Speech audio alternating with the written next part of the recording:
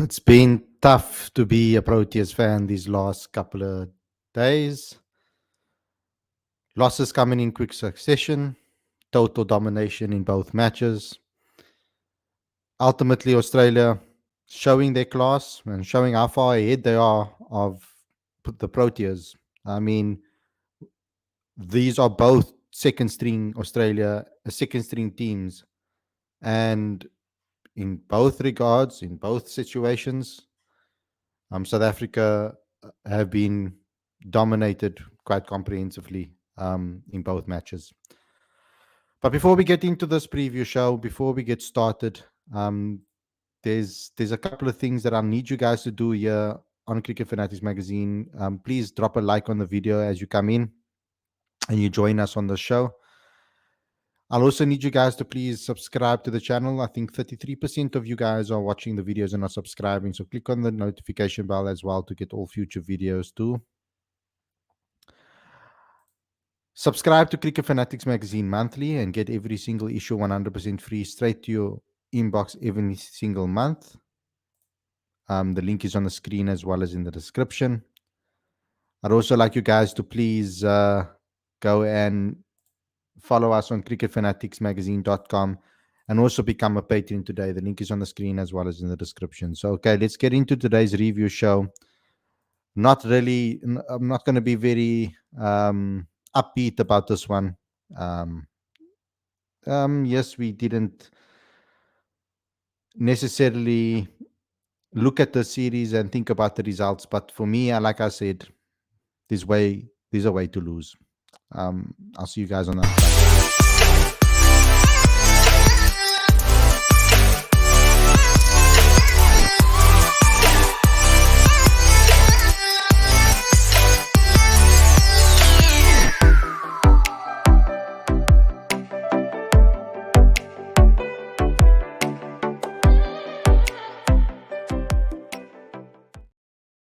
Very good evening and welcome to Cricket Fanatics Magazine. This is your review show. I'm your host, Khalid. And this is the show where we talk about the second T20I between South Africa and Australia. It was another dismal performance by the Proteas with a couple of cameos here and there. But ultimately a bad performance by the boys in yellow or yellow and green, gold and green, however you want to call it. And another dominating performance by Australia. To give you guys a quick match summary, if you did not have an opportunity to watch the game,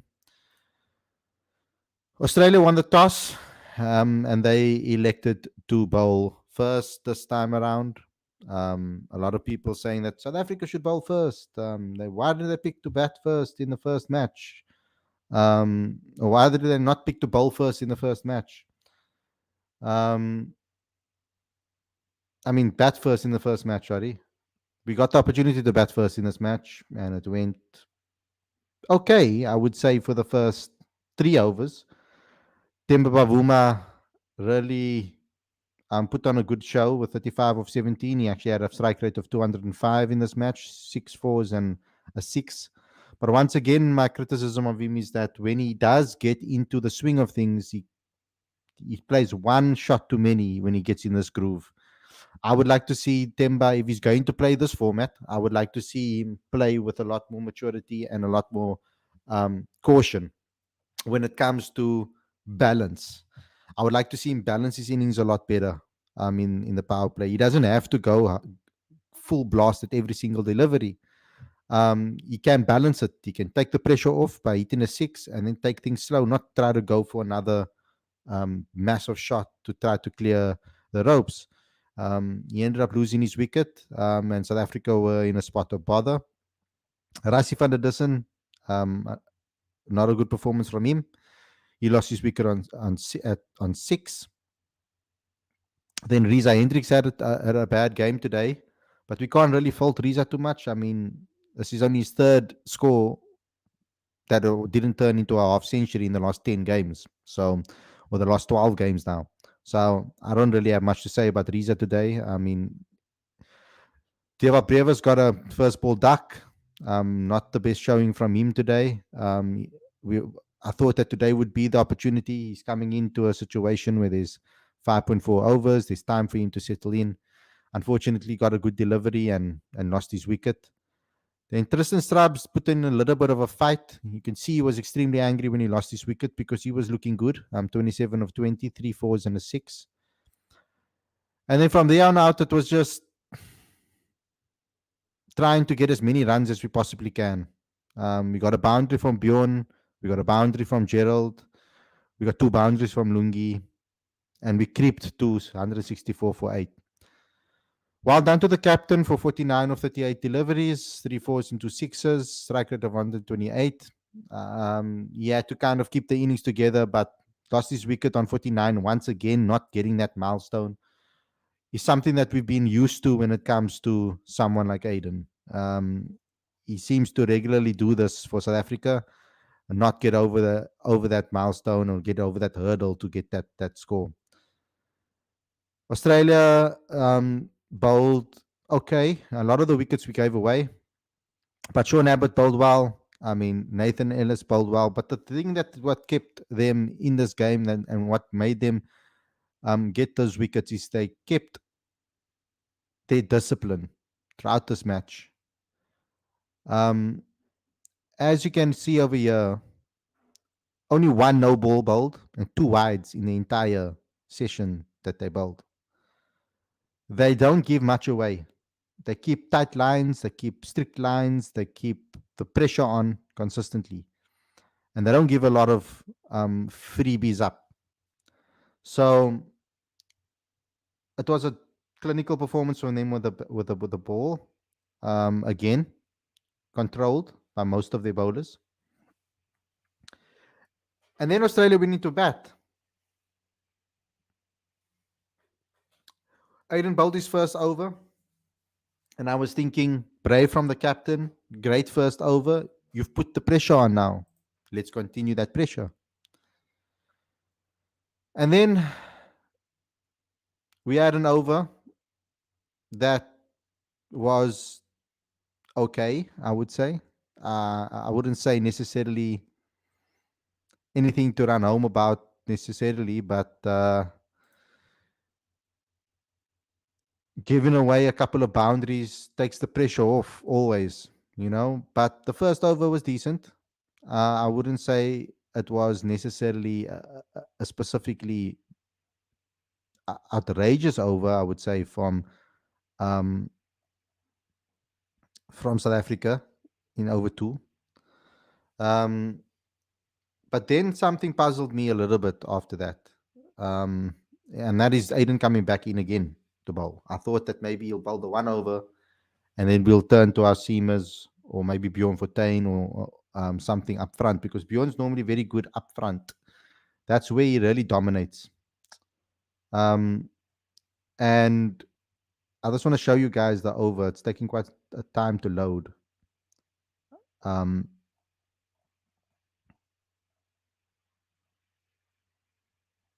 Just to give you guys a slight indication of what happened. Because Ngidi didn't, the second over wasn't bad at all.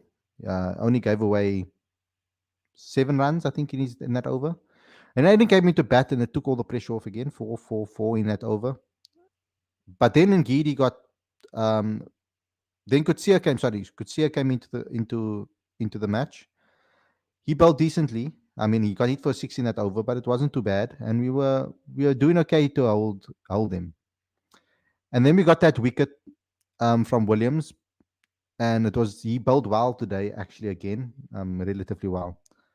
But after keeping that pressure on in the first 5 overs, Ngidi came in again, and he got smacked for 20 runs, I think, in this over. And that's when the game started to turn again. Shamsi brought the pressure back in a little bit to an extent. He got hit for a maximum in that over, but he kept it quite tight in that first over. And then Bjorn Fortuin came in, he got smacked, and the pressure went back into Australia's favour. Matthew Short today was phenomenal. Matthew Short was dominant with the bat and precise and ruthless and really took us apart. It was a fantastic performance from him. He kept the pressure on, and they were on their way to victory. You could see already. I mean, other than the wicket of Travis Head, I would say Australia was in complete control. I mean, Matthew Short scored 66 or 30 balls and 7 fours and 4 sixes at a strike rate of 220. Mitchell Marsh, another captain's performance with a 76 of 39 balls, 7 fours and 6 sixes, 194.87 strike rate. And Australia cruised to victory. Our bowlers were again not very good. I mean, apart from Aiden that bowled the right for his 2 overs. And Giri tried to bring it back a little bit, but still economy rate too high. Lazard Williams bowled okay today again. 1 for 17 in his two. Tabray Shamsi went at an economy of 10. Took 1 wicket at least, but went at an economy of 10. And Bjorn Fortuin didn't bowl that well today. Economy of 12.50. And Gerald Coetzee was terrible today as well. 0 for 32. But debutant, second game. You kind of want to ease these youngsters in and not put too much pressure on him. Same with Deovat. You don't really want to put too much pressure on them so early on in their career. But it was a dominating 8-wicket victory, and Australia take the series. Now, my question to everybody is, and my question to South Africa is, what did we learn? What did we learn from the series? We're gonna now give an opportunity to, in a dead rugby game, maybe to some extra youngsters, to perform with no pressure on necessarily. And if they do well, that it's tainted by that. If they don't do well, we're gonna get slaughtered. We don't really gain much from this other than, I would say, for us to be able to see how far behind we are when it comes to the T20 game. When it comes to our second team, at least. Now, our first team, I think obviously we are missing some big stars like Quinton, like Heinrich Klaassen, who's possibly one of the best T20 batters in the world at the moment, based on form in T20 leagues currently. We've got David Miller still to come back. So, yes, we're missing a couple of guys. But it doesn't give me any confidence that this is the second string or this is the guys that are second in line. It wasn't a great performance, and we can't hide behind that. Unfortunately, that is what it is. So let me get into some of your live chat. I mean, there's not much I can really say about this. It was just a shocking performance ultimately. Paul Terry saying shocking. Pina van Wyk saying swak. John Locke says, I like how Lincoln Giri gets smashed around the park and laughs about it. You can see how seriously they're taking the loss. And Giri's always smiling in his defense, so that is what it is. And all the talk over the past 2 years about giving youngsters an opportunity, and they deliver this against a second string Australia team as well, embarrassing. We can call it a second string Australia team, but I think a lot of these players will be making their squad. I mean, they didn't leave out a hell of a lot of players necessarily. There's quite a lot of decent players in this team. They just did the basics well. They did the basics better than us. They kept their discipline, and we couldn't match it. And they bowled with it, and they played with intensity, and we couldn't match it. Lungi, Shamsi, Rashi should leave for good, says Sarath. Shamsi and Ngiri are finished. They're just glorified net bowlers now, says Gene Locke. Shara says, I hope this doesn't hamper their confidence for the ODI series and for the World Cup too. Well, not a lot of them are in the ODI, will be in the ODI 11, apart from Aiden, Temba, and Rassi, and Gerald. Perhaps maybe Gerald, Bjorn Fortuin, Shamsi, maybe. So not a lot of them are actually going to start, I think, in the ODI team. So I don't think it will affect us as much because we'll get all of our first team players back again. Look at where the West Indies cricket are by playing majority of the time with lots of younger guys. Mike de Villiers always said a youngster must learn his trade at domestic level, not international level. That is true, 100% true. And that's my only criticism about the situation with Deval Brevis is He's been given an opportunity now at the national level without playing much domestic cricket. Um, he's been playing in all these leagues around the world before he's even really played for the Titans, and it's something that I think that will do wonders for his game.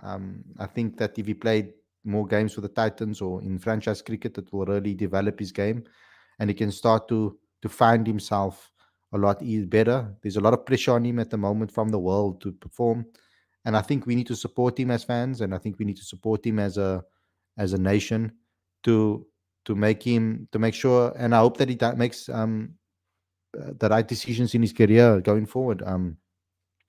He's been given an opportunity in this particular series, and it's a lot of pressure to play under. And I hope that he can deliver in the last game. But we have to be patient when we do give youngsters a chance. We have to be patient with them. But our youngsters do need to play more domestic cricket, and this is why I've been saying it for a very long time. People keep on saying that these our players must get promoted to to the Proteas immediately. Like, oh, everybody's calling for this name and that name and this name. My answer has always been that they need to show me a couple of seasons in domestic cricket before they get selection for the Proteas.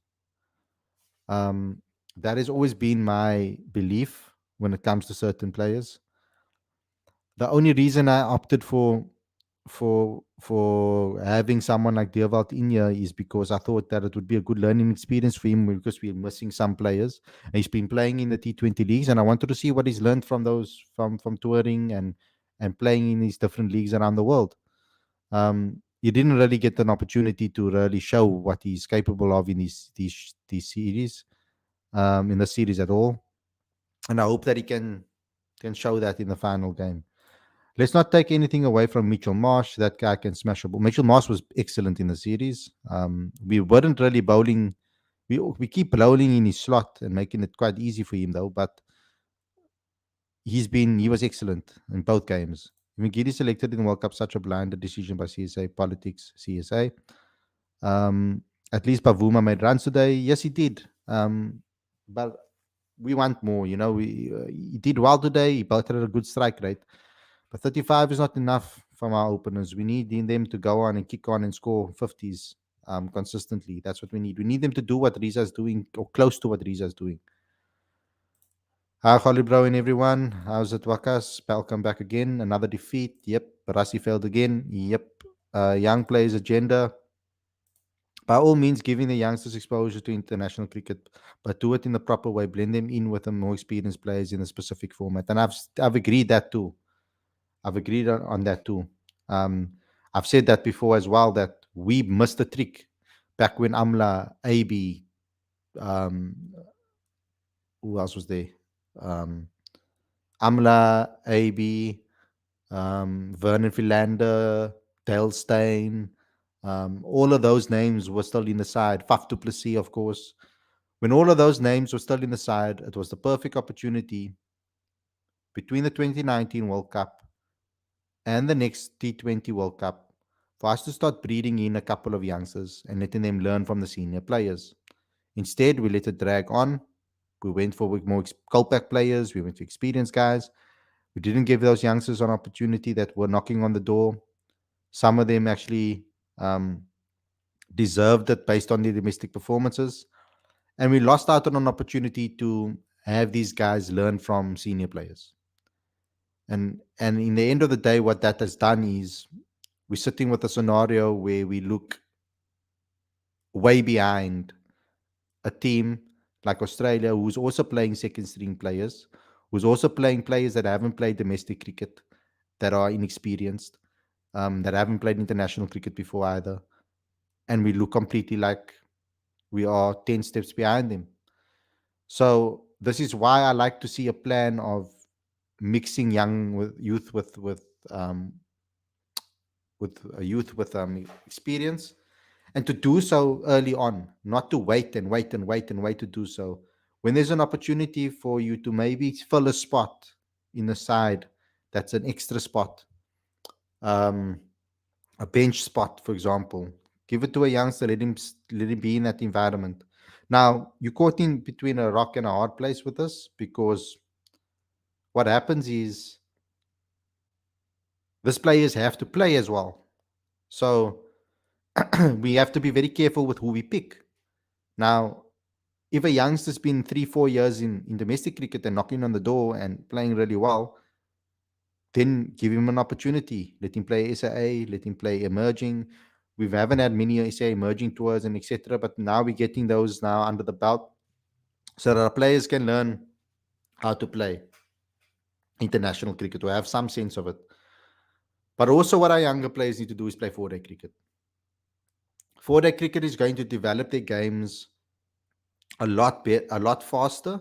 It's going to give them a lot more patience. It's going to give them a different way to think about the game. It's going to improve them their mental side of the game, and they'll be a lot better for it.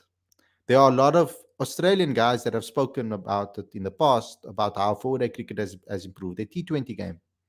So we need our youngsters to go play domestic cricket, learn from the experience, get cricket under their belt, learn from great coaches, um, go on a SA emerging tour, SAA tour, and then make it up to the Proteas.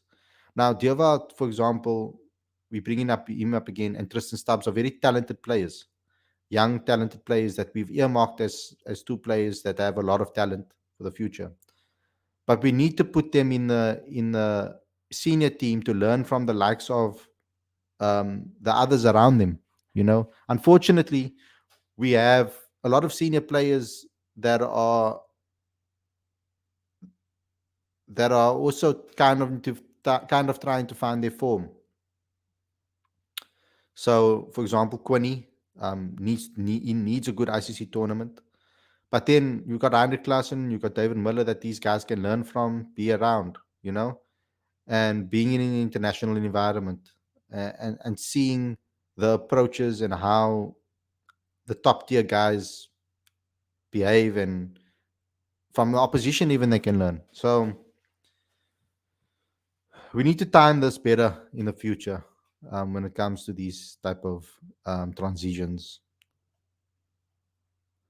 Our Fortang got national contract, cannot imagine, got smacked off out the park, even cannot score some runs in back of an innings. Linda clearly ignored, says Sam. Australia followed up Wednesday stumping with yet another one tonight. Also important to note, like SA, they also have debutants and Finnish players. Yes, getting opportunities not good. Look at bad. Look, not a good look. Got to be said. Sorry, I was stumbling there. Let's go to the bottom of here and see some of this. Lazard is not a youngster. That's why he's in his prime. Yes, he is in his prime at the moment. At least Lazard tried and improved the last game. Keep him in the side. Yeah, he improved, and he's looking good, and he's looking consistent. His consistency is very good. Australia with 32 after 5 overs, and then in the next 9.5 overs they scored 136. That's 14 runs per over. That two after the power play. Yeah. They are far ahead of us. I mean, they were T20 champions not so long ago, but they're far ahead of us. Some said Shamsi was a better spinner than Maharaj. Shamsi only bowls half trackers and full deliveries. I don't know what's happened to Shamsi. I honestly don't know what's happened to his form. Shamsi is only good versus players who can't play leg spin, like of West Indies, Sri Lanka, Pakistan. Give me Brescia and Ferreira on Sunday. What's the point in drafting them into the squad and not giving them games? Exactly. I've said that already. Shamsi is finished. They need to drop him and let him get fatter at home. We don't need him in the Proteas side. Jeez. We need to give Bartman a run into T20Is now. He's been consistent in domestic cricket for a while now. Can't read that one. We learned in Giri and Shamsi shouldn't be selected.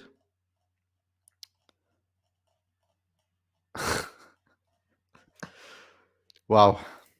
Can't drop Rivers now. You will have to see out the series on Sunday. I agree. Don't think it would be wise to drop him at that. That could completely drain his confidence. Got to back him. T20 cricketer are destroying our youngsters, in my opinion, or let them rather say too much T20 cricket. Look at Dewald and Tristan. They're already millionaires by playing T20 cricket. So why should they care that much? Says Lorenzo. Yeah, our youngsters need to play four-day cricket. Honestly, they need to. When can we see 7 batters in 11? Will we ever see it happening? I thought that we would this time around, eh? I honestly thought we could have played Donovan Ferreira at 7. Um, if you're going to bowl Aiden, you might as well do that, you know? And I also thought that I would see, I also thought that I would see, Deval give it a couple of overs. Khalid Bjorn at 7, what a joke, even worse than Parnell. I don't know why Bjorn played at 7. I mean, I back his batting, but I mean, uh, not. I wouldn't put him at 7 yet. I mean, I think he still has a lot to improve with his batting. I think. Um, I know that Marco Janssen wasn't available, but it was then the perfect opportunity to play Donovan Ferreira at 7. So yeah, it was quite shocking. There used to be a great rivalry between Australia and South Africa in great games, but we're not seeing him anymore. Yes, because we are currently in a very, very, very hard transition in South African cricket where we lost a lot of players and we're trying to find the cures for that. We're trying to give too many people the boost into the Protea side now. We are pushing in a lot of players into the mix and trying to find our best 11 and 11 that can gel. And I think South Africa's biggest problem is not actually the main 11 at the moment.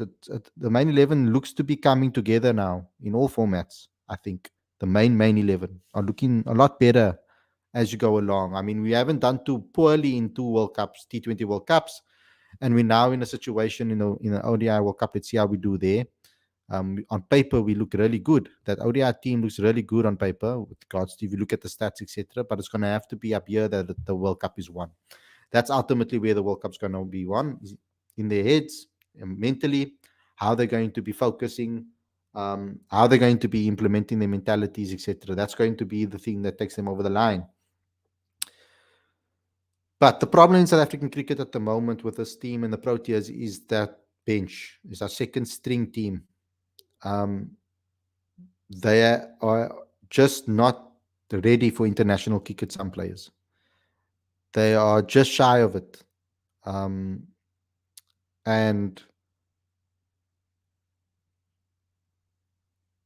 if you look at the experience in the domestic scene, a lot of the experienced players in domestic cricket have also retired and left the game. So not only for the Proteas, but for the domestic circuit as well, we in a transition. So what that has done is the very talented players that are naturally gifted and new to cricket are dominating the charts everywhere. And they're doing really, really well in domestic cricket. The conditions also at Kingsmead has been in favor of Durban, and it has really made a lot of players struggle when they go and travel there. So the players that are dominating are a lot of younger guys that are dominating, and no senior guys that have played for the last 5-6 years in domestic cricket. So we're going to be seeing a situation where we're going to have to think about, do we give guys that only had 1 season, 2 seasons in domestic cricket an opportunity straight away in the Protea side? Or do we give the guys that have been playing for a long time but are not necessarily in the top ranks on the lists a chance to play for the Proteas? Who do you pick?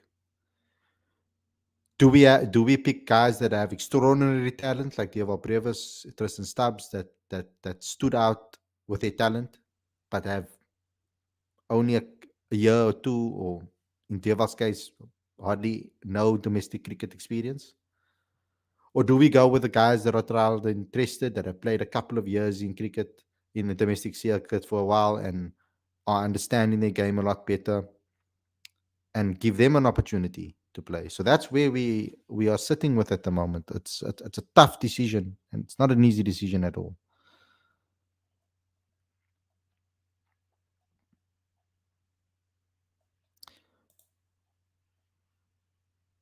Aiden doesn't give me confidence as captain. His decision weren't good at times.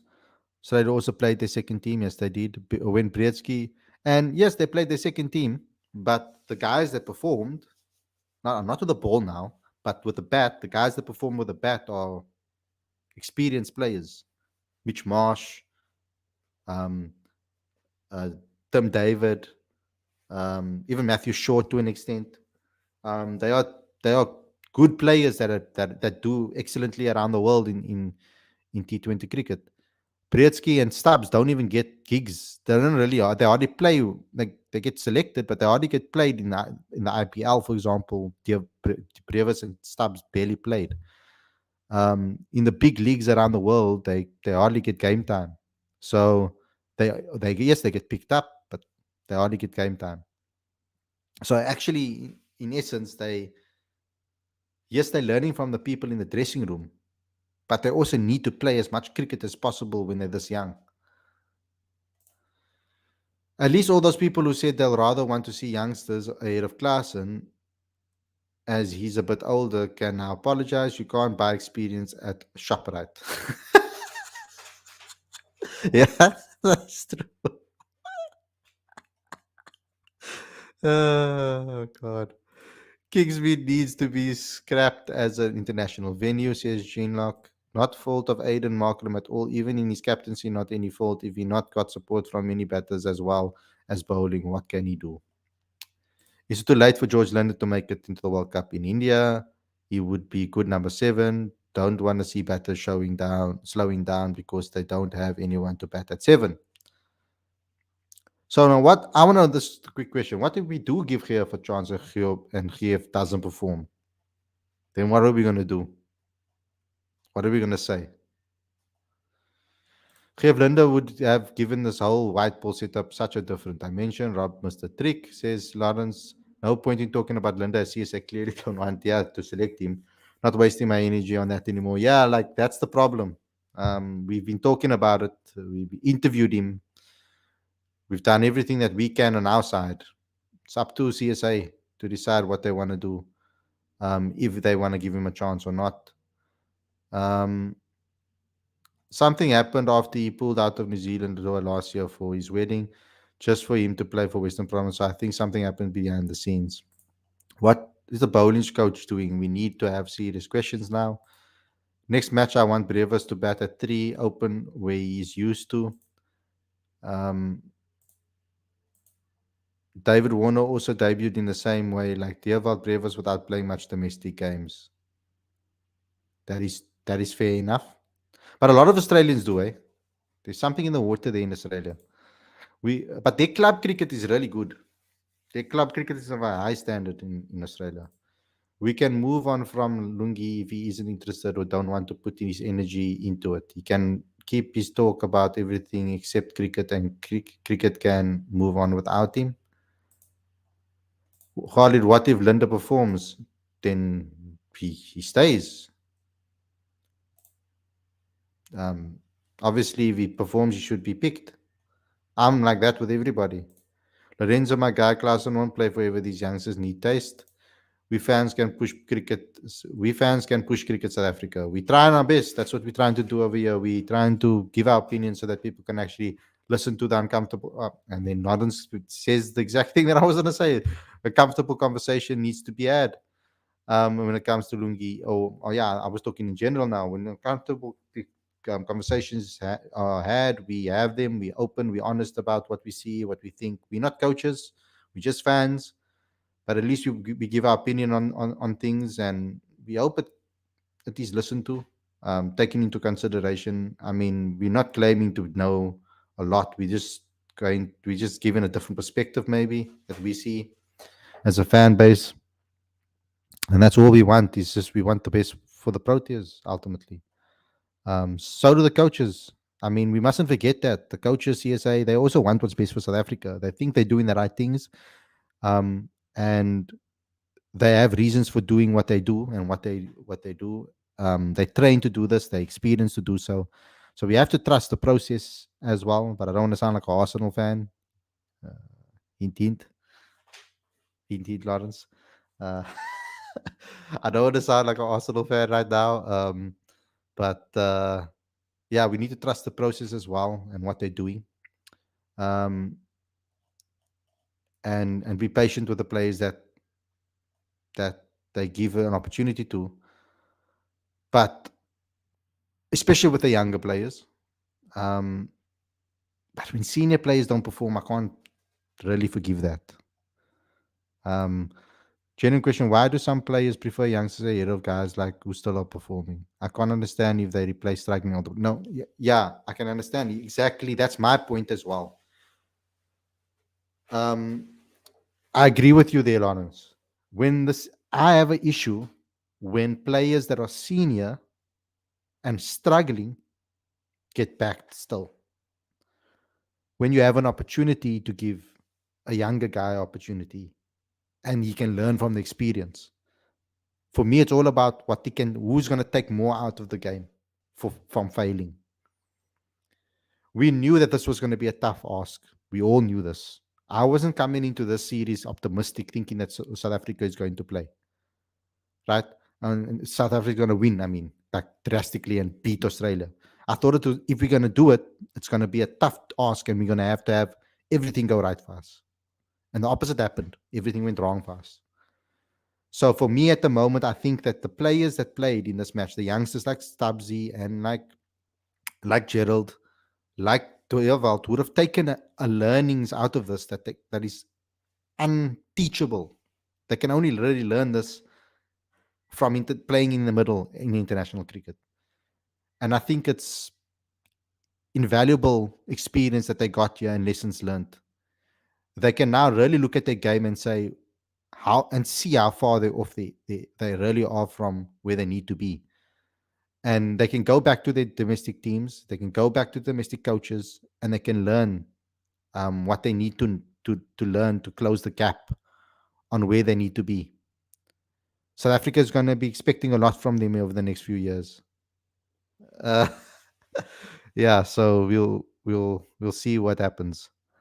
Rather than saying leave Arsenal out of this, Khalid, you will deal with you on Saturday. Yeah, no, I'm nervous for that match.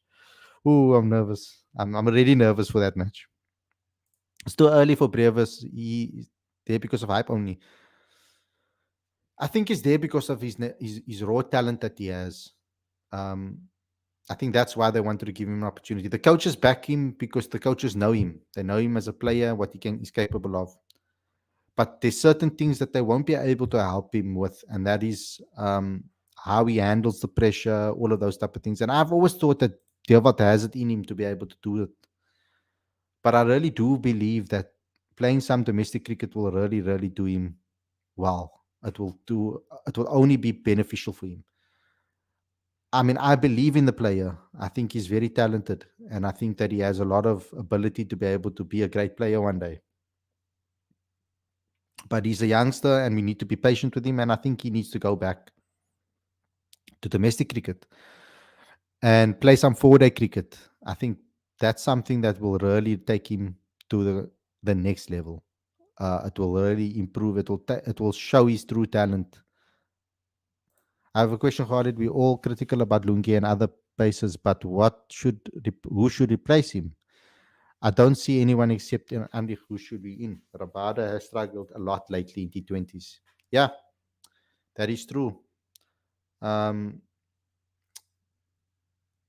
Rabada has struggled a lot. And then we've got Magala coming back from injury and Wayne Parnell coming back from injury.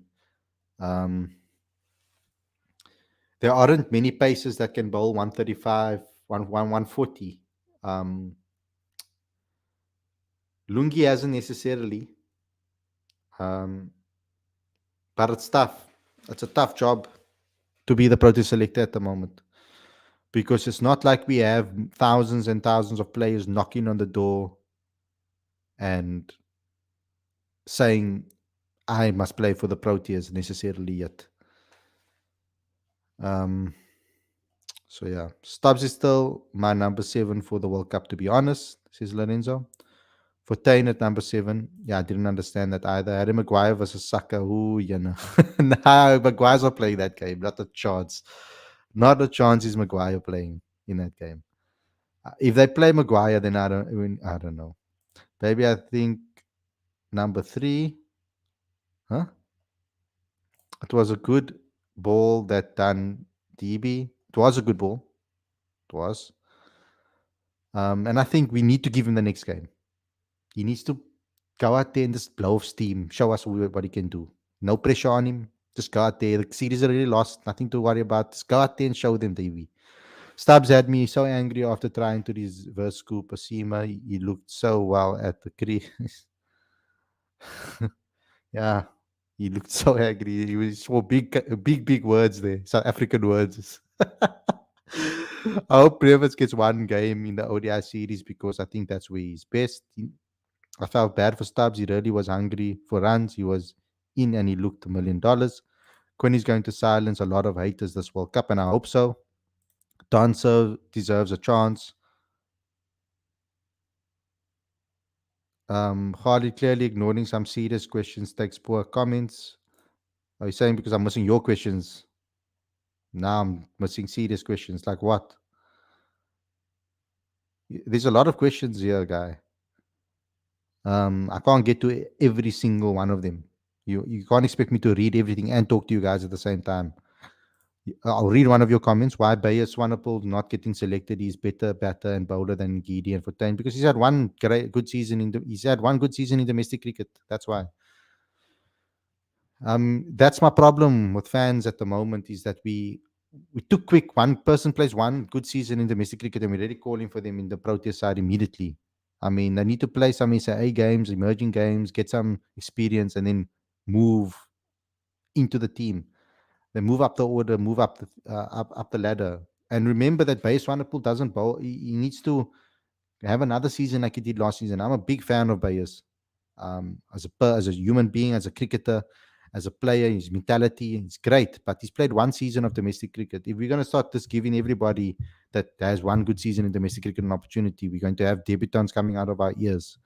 We need to look at the balance. We need to look at the guys that can bowl 130, 135, 140, 140 upwards, 140, 145, and pick them and get them into the team because we need more of them.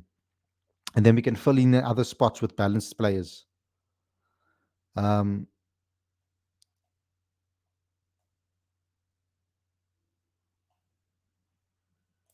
Khalid, when is the World Cup squad announcement? Apparently after the Australia tour. That's not true. We have players in the system that never get a chance. That is an issue in under 19 cricket as well, pencil teams. Kwani and ICC events not happening. Temba, Rasi, Baby Abe. Oh, you mean Baby Abe? Don't call him that anymore. He's DB. Markram Stubbs. Bretsky needs to pen at next game with Ferreira at 7. Needs to play next game. John Turner is another South African fast bowler who can bowl 145 kilometers per hour, but he left to play England now. Just do it. Got nothing to lose now. Series already lost. Teresa, Bretsky, Stubbs, Markham, Brevis, Ferreira. I agree. If Brevis can score 50 in the next match, he will be ahead of Stubbs, I feel, for the World Cup selection. What if they both score 50s? Then what? Who's SA bowling coach? It's supposed to be, from what I know, it's supposed to be Pete Botha, but I'm not sure. Um,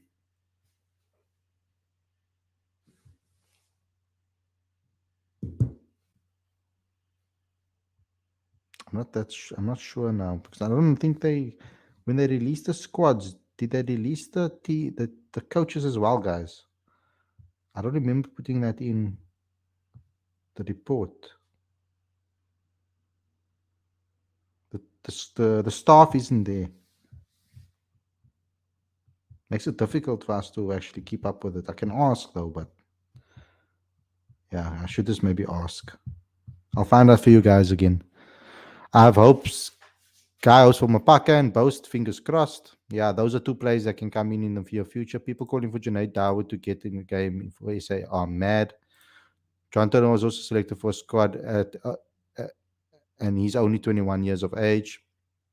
I think Stampy's protest days are numbered. Can we try Ethan Bosch? We could.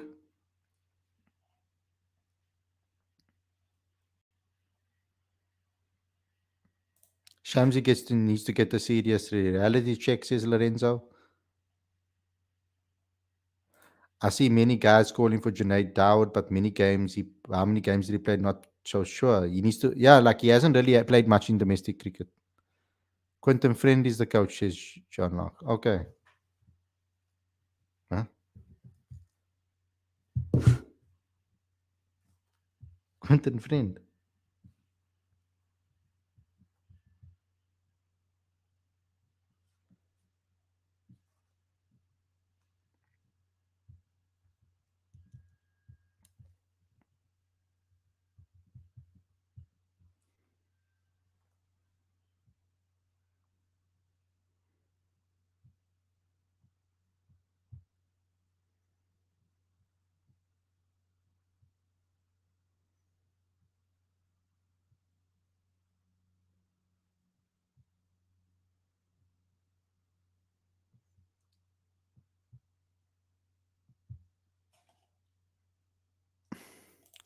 Without world class spinner, forget to win World Cup in India. I'm really saying truth. Many teams ahead of SA in terms of spin bowling.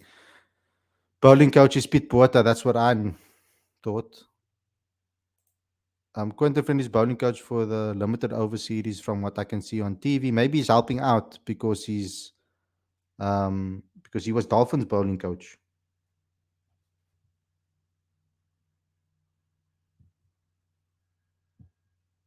So maybe that's why, because they were at Kingsmead.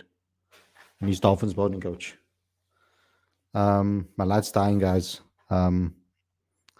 We miss Imran Tahi. Khalid, you don't know who's coach like performance is. Khalid, you don't know who's bowling coach. Like this performance is natural.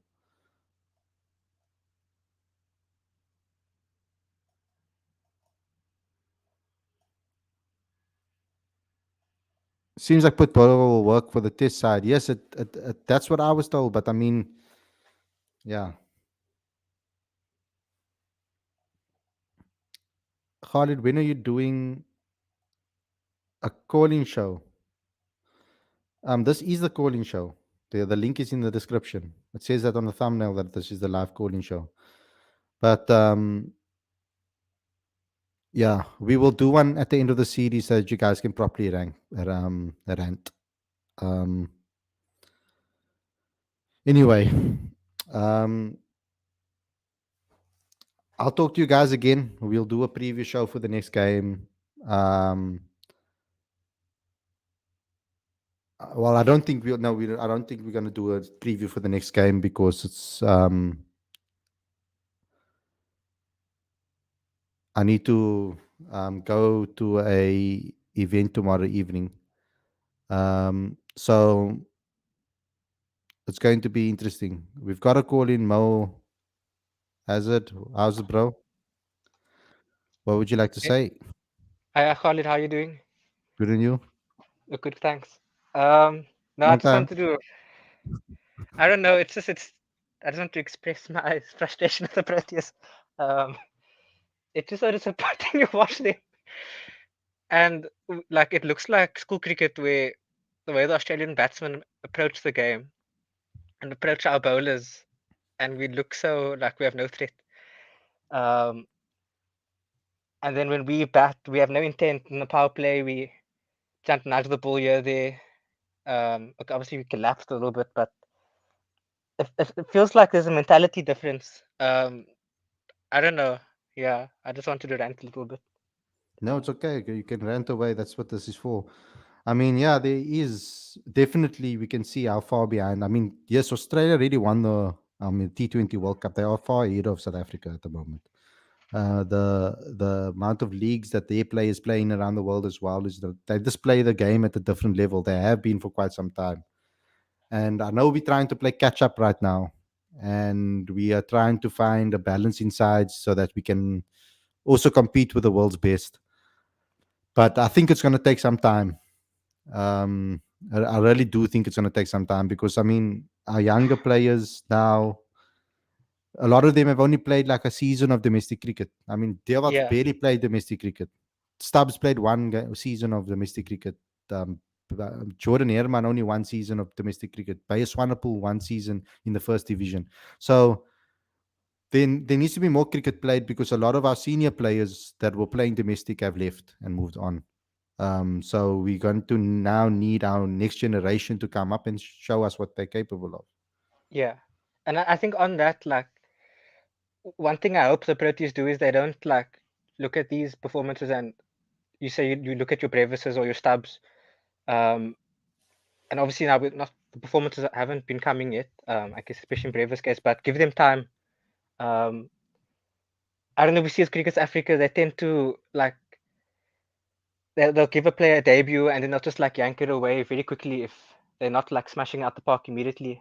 Like I mean, Rickleton comes to mind where they just like select him at will when it feels like they don't give him a run of chances. So I hope they stick with the formula a little bit longer, with the youth at least. I mean, I guess Yeah. also with the youth aspect, and it's a bit weird with our bowling lineup today. It's not actually there's no inexperience there. I mean, everyone who bowled today is quite experienced. Yeah, So I Ngidi don't is know very what's the gap on experienced. that side as well. So yeah, Ngidi is very experienced. So I mean, there's no excuses for him actually. To be honest with you, I don't know what's gone on with him over the last. Yeah. Maybe for him it's rustiness perhaps because he's barely played cricket. Um, but yeah, we've got another call over here as well. Welcome to the show. Bye. Give me Long time your no see. give me a little rant, bro. Well, I was unfortunate enough to actually watch most of the chase. I mean, let's see. I slept in, but I woke up early enough to get a chance to track the Proteas batting. But I'll say this: there were a couple of pleasant surprises. I mean, from 49 for four to get to 164. I mean, that's a small thing to appreciate. And of course, Bavuma, he struggles in this format, but he did pretty well today. I mean, 35 from 17. But at the same time, I think this is a big wake up call. I mean, I can understand like there hasn't been an international series in a few months, but at the same time, you got to hit the ground running. I mean, when a big tournament comes around, you can't afford to lose like one or two games early on and then make up for it like when it's too little, too late, right? Yeah, I guess so. And talking about Bavuma, for example, yeah, good performance from him today. But I still feel that our senior players, unfortunately, there's no time to waste. Senior players, unfortunately for me, don't have the time to have a run of fixtures and try to get themselves into form. They have to come and hit the ground running. If we expect that from our younger players, we give them one game, expect them to go a couple of games, and expect them to fire when they've had no international experience, and then we drop them when they don't do well. Like they did that kind of with Stubbsy. They gave him a chance, then dropped him, then gave him a chance, then dropped him. Like there was no consistency necessarily with his selection. Um, and then on the flip side, then they want to give guys that are experienced that are not performing or not fitting the format longer opportunities and more time. So it's a difficult situation that we currently find ourselves in. I think things are all over the place. But I think that we're in a process currently where we need to be patient with the coaches that they're going to find the solutions for this because they also Rob, for example. I'm not trying to defend him over here or anything because he obviously has to be accountable. We kept Boucher accountable throughout his tenure at the club. We were quite critical of him. Sorry, at the club at the national level. So I think we need to be critical as well over here. Rob hasn't necessarily been in the South African setup for a very long time. So it's going to take him time for him to get to know the players, what they are capable of. Couple of SA8 tours to see couple of domestic seasons. I mean, he hasn't even seen a domestic season in South African cricket yet as a coach now. I'm saying in recent times. I mean, he came in after the season was done. He got these players, the first team, he had to look at them, and then he had to check basically who's the players that he's going to select from as fringe players based on recommendations, etc., and who's going to be good and who's not going to be good. I mean, for him, I think he needs a full now domestic season to have a look at what the talent pool he has to offer and see who the players are that are performing in key moments, in key matches, under pressure when it counts. Those are the players he's going to have to look at and see who are the guys that are going to consistently improve. Because this is the first time ever at CSA Awards that I've been at where there were a whole lot of new guys that have played maybe only one season or new guys that have won awards. Generally speaking, it's the same names that are recycled. Every award ceremony, it's been like that for the last couple of years that I've been there. Like you'll always see the same names recycled and regurgitated. For the first time in a long time, we saw new names. Risa Hendricks win T20 Player of the Year. All of those type. Andrik Nokia winning Player of the Year. So like we've seen all these new guys coming to the scene, even the domestic players. There are guys that maybe only had 1 or 2 seasons that were nominated. So South Africa's cricket is, at the moment, in general, we are far behind because even in the domestic setup, it's inexperienced guys that are performing and being the top performers in our domestic game at the moment. So we're sitting in a very difficult spot and pool to pick from. And it's not an excuse or a reason or any of that. I just think that we need some time for this new division to sort itself out, for more players to get some consistency locally, for some of the talented guys that we think are the best players, that can be the best players in the world. They need to go play domestic cricket. Like Devat's played barely no domestic cricket, no 4-day cricket. So we need that to happen more. Anything else you want to say, Mo? No, it's just, yeah, I think your points are valid. Yes, I agree with that, I guess. Yeah, it's going to be You a don't have process. to agree. You can disagree. No, but I'm agreeing in this case, at least. Okay. Maybe next time I won't, but yeah. And I guess also, yeah, just thanks for your show. So it was nice to come and watch this sometimes. Yeah. Sometimes or more after a loss, just to get your thoughts out. But yeah, it's nice. Yeah. Thanks, man. Okay. Bye. Final words from you.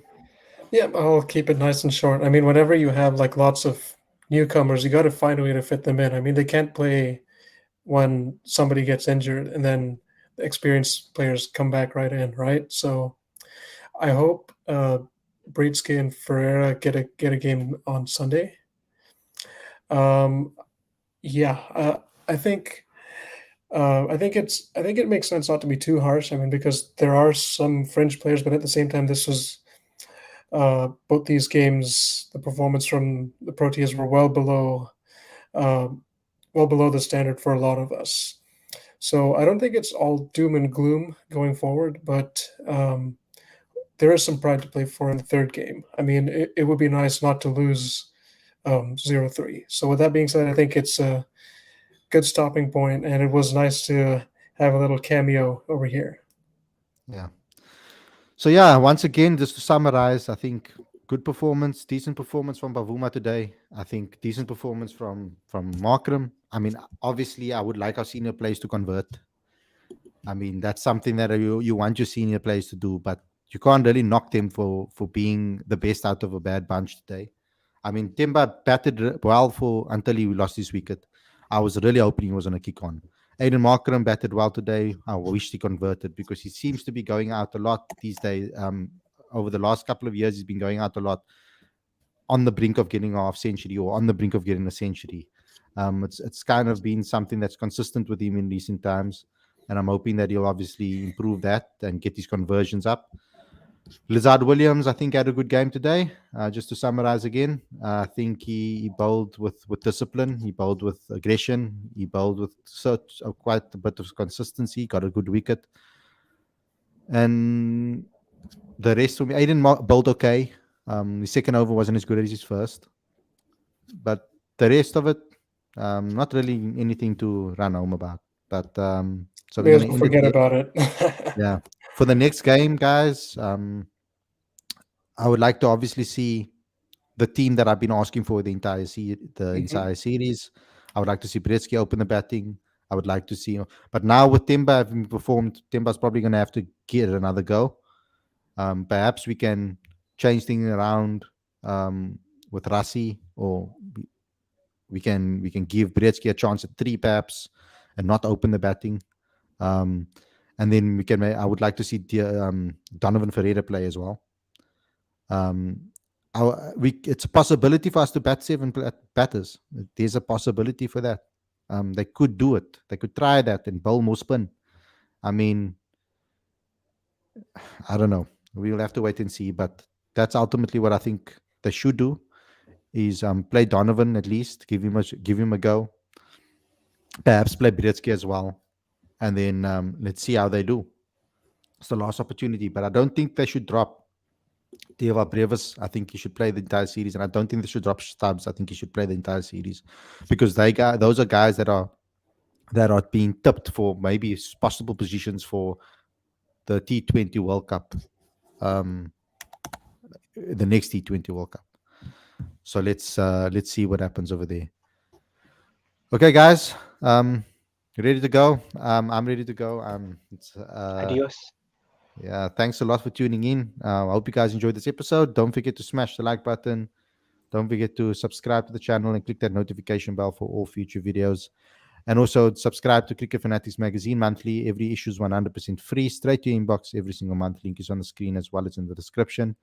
And also support us here at Cricket Fanatics by becoming a Patreon today. That's what keeps us going. The link is on the screen as well as in the description. And go to cricketfanaticsmag.com for all your regular updates. Thanks a lot, everybody, for tuning in. Smash that like button as well. And I'll see you guys again after the final game for the review show. Stay safe. Enjoy the rest of your evening and have a great weekend. Peace out, everyone. See ya.